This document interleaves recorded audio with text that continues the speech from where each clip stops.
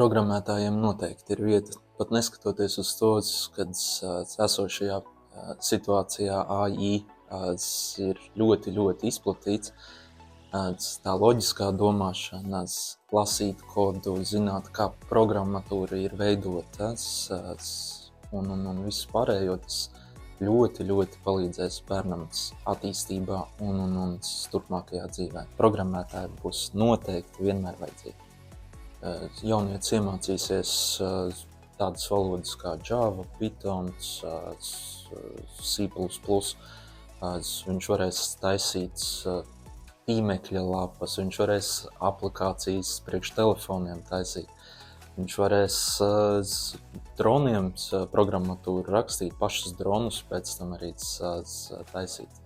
Viss atkarīgs, protams, no jaunieša, bet mēs dodam to iespēju viņam apgūt šo visu.